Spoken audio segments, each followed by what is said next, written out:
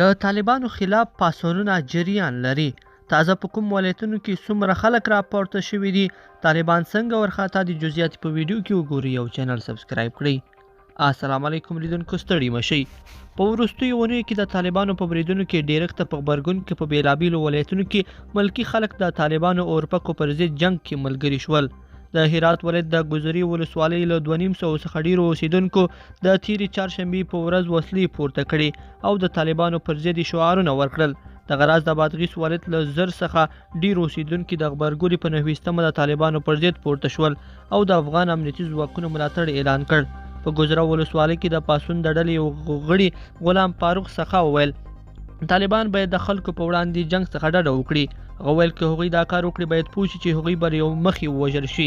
هغه ویل طالبان بې ګناه ملکیان او امنیتي سرتیري وژني او افغانستان ورانوي او له طالبانو څخه یې وغوښتل چې سمدلاسه د تاوتریخوالي او افراطیت دغه ډول عملونه ودروي.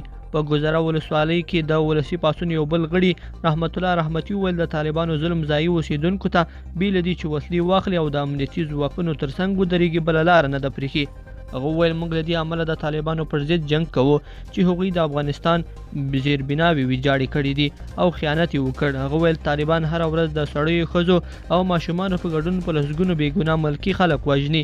سربیره پر دې هر ورځ په سلګونو کورنۍ مجبوریږي ترڅو خپل کورونه پرېږدي او د طالبانو له ظلمونو څخه وتښتېږي. رحمتي وویل د طالبانو د جرمونو او ظلمونو پر وړاندې چوپ پاتې کېدل ګناه ده او هر څوک باید د دغو ترهګرو ګروپ پر وړاندې جنګ وکړي.